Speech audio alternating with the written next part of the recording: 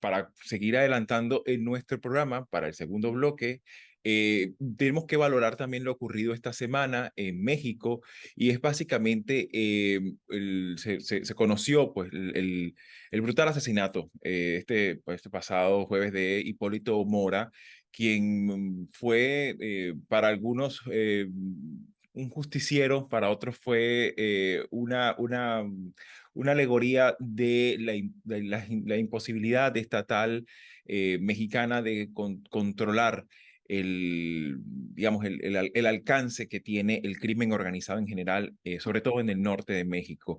Hipólito Mora, para los que no están familiarizados, fue uno de los fundadores de las autodefensas.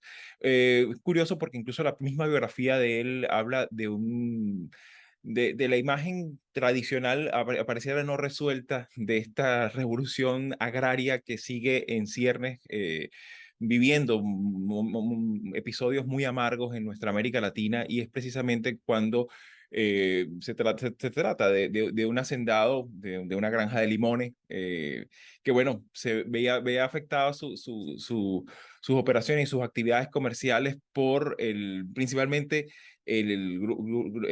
grupos de narcotraficantes, que sobre todo ubicados en la zona de Michoacán, que obviamente como a él, como a tantas personas, pues les ha condicionado la vida en todo el más amplio sentido de la palabra.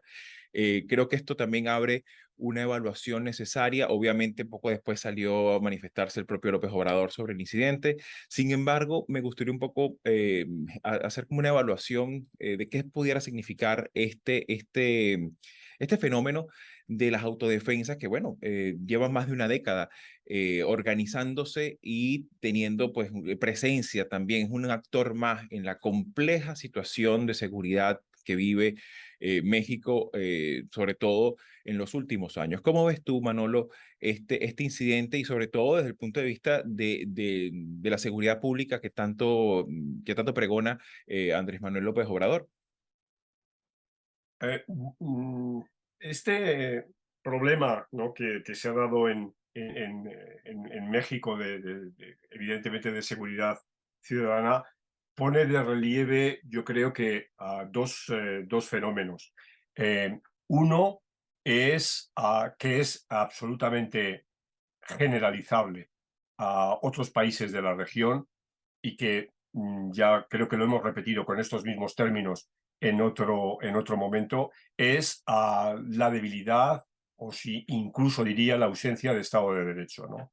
Es decir, cuando eh, el monopolio de la violencia legítima deja de pertenecer a un Estado que tiene a su vez una serie de controles mediante mecanismos de supervisión y de seguimiento de lo que hace el propio Estado, ¿no? Mecanismos, por supuesto, judiciales, democráticos y demás, pasan estas cosas, ¿no? Y la segunda cuestión tiene que ver con el incremento de la inseguridad en América Latina de manera, yo diría, exponencial en los últimos 20 años, 20, 25 años, ¿no? Lo que ahora ha ocurrido en México y el propio término de autodefensa, por otra parte, es un término añejo, ¿no?, que tenemos que llevarlo al caso colombiano, ¿no?, cuando precisamente las autodefensas se pusieron en marcha, o incluso antes en el caso peruano, cuando el momento crítico de confrontación con Sendero Luminoso allá por los años 80, ¿no? Entonces, ya digo, yo lo que planteo es que debemos verlo desde esta perspectiva, ¿no? Y que es una perspectiva muy seria porque no afecta. Sí, ahora hablamos del caso de México, pero no es solo el caso de México, ¿no? Y en cuanto a la política mexicana en concreto, bueno, yo creo que es un fracaso de Andrés Manuel López Obrador, ¿no? Las estadísticas están ahí. Eh, por supuesto que hubo momentos peores en la historia reciente de México y un gran responsable es el expresidente Calderón, pero es algo que durante este periodo, este sexenio, los 5 años, casi 5 años que lleva Andrés Manuel López Obrador en la presidencia, no ha sabido confrontar. Y hoy nos encontramos en esta situación de un personaje, de un hombre que de alguna manera había querido incorporarse a la política a través del partido Encuentro Solidario, y que finalmente, bueno, pues fue liquidado en una guerra entre bandas, ¿no? O sea, Claro. es posible que sean los caballeros templarios, ¿no? Este cártel tan importante, ¿no?, en el narcotráfico mexicano, que fueran los responsables, como todo parece indicar que es así, ¿no? Claro, y que ahí también hablamos de una sociología del conflicto bastante compleja, porque también está el tema del cartel Jalisco Nueva Generación, que tiene un poder de fuego considerable y que aparte mucha ostentación en otras, incluso hasta en redes sociales. También ha estado, por supuesto, como bien señalas, el papel instrumental que en algunas ocasiones ante la incapacidad estatal ha sido empleado por gobernadores digamos, representantes a nivel municipal en zonas sensibles donde también opera las mafias de tráfico de personas, entre otros actores de esta compleja sociología delictiva, ¿no? Que en general campea en estas zonas. Y en ese sentido, Marisabel, me gustaría un poco también tu apreciación sobre lo que está ocurriendo y sobre todo, me parece que Manolo ha tocado un aspecto muy importante, que pareciera que se pierde de vista lo que también ha vivido la región, sobre todo cuando incursiona el tema del narcotráfico y cuando se expande. Y sobre todo el caso colombiano, es inevitable pues, recordar el tema de las autodefensas y sobre todo el fenómeno de las águilas negras en Colombia y todo lo que de alguna manera ha representado para complejizar aún más el escenario de la seguridad ciudadana. En ese sentido, Marisabel, ¿cómo ves tú lo ocurrido y qué aspectos crees tú que pudieran ser importantes para entender la magnitud y el alcance de este fenómeno de inseguridad ciudadana que vive México? A mí me parece, y en eso coincido con Manolo, a mí me parece que el tema es cómo en Latinoamérica la ausencia de Estado, la debilidad o complicidad de los cuerpos de seguridad en cuanto a, digamos, aquí hay crimen organizado, narcotráfico. Entonces, por un lado, lo que se habla en este caso es que hay una cierta complicidad, pero también hay una debilidad estructural de los cuerpos de seguridad. Y cuando intervienen los militares, entonces eso hace mucho más compleja la situación, ¿no? No es nada más un asunto de orden público y de lucha contra el crimen, eso tiene otras implicaciones. Entonces, cuando surgen estos grupos, y que uno revisa la historia de en este caso en particular, fue precisamente por la indefensión ante el crimen, ¿no? Que en teoría el origen es ese, es la indefensión de gente en zonas rurales, y eso ya lo conocemos, pero también conocemos cuál es digamos, el desenlace de este tipo de fracturas dentro de la sociedad, donde el monopolio de la violencia no lo tiene el Estado, donde el Estado no es capaz de garantizar ni la soberanía ni la seguridad. Entonces eso es muy fácil, se convierte en empresa este tipo de iniciativas que terminan siendo parte de la misma situación de criminalidad, ¿no?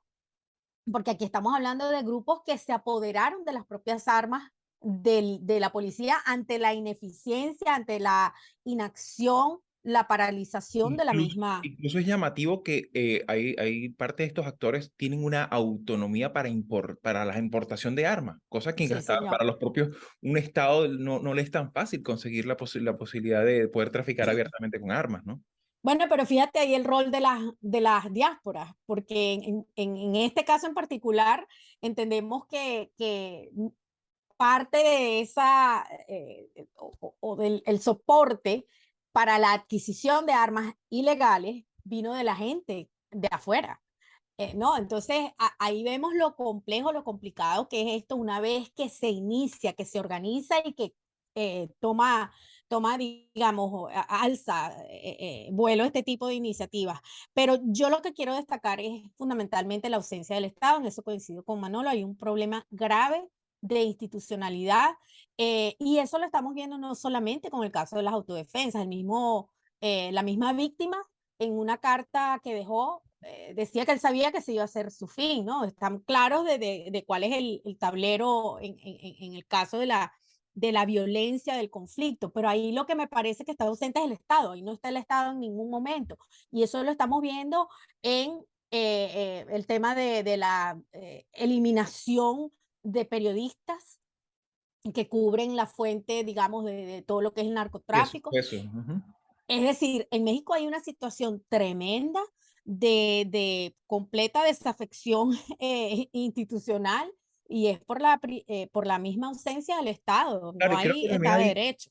exacto, y creo que también ciertamente como señalaba Manolo, este es un tema que obviamente es achacable al gobierno de López Obrador, pero también tiene antecedentes que no se pueden, y que ha habido un comportamiento errático sobre cómo actuar frente a esta sociología del conflicto tan compleja, y que bueno, que tan frescas todavía en la memoria la imagen, pues cuando el propio Alfredo Castillo, quien fue en su momento secretario de Seguridad, en Michoacán, entregándole armas a las autodefensas. Está la famosa imagen entregándole a alias Papapitufo, que es como se le llamaba a Estanislao Beltrán, que fue uno también de los fundadores y compañero de armas de, de, de Hipólito Mora. Entonces, este tipo de cosas, pues obviamente hablan de que no hay una clara perspectiva de Estado sobre un tema tan complejo y que tiene tantas variables y tanto alcance en lo geográfico,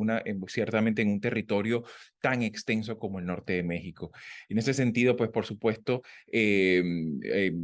cabe hacer la mención, yo recuerdo una entrevista que hicimos en la conversación, el programa previo a Mirada Semanal, en que hablamos sobre esta complejidad y sobre muchas veces la dificultad que tiene el Estado mexicano para afrontar un tema que a veces no sabe si militarizándolo o descentralizándolo puede afrontar algo tan complejo como la violencia generalizada que vive, sobre todo en las zonas más rurales del país. Y por supuesto, este tema seguramente va a seguir dando que hablar, sobre todo porque estamos hablando de una dinámica electoral que todavía sigue su curso. Hasta aquí, ¿te interesan los temas que hemos abordado? Puedes ayudarnos a seguir publicando estos fragmentos dándole like, compartiéndolos, comentando y suscribiéndote al canal.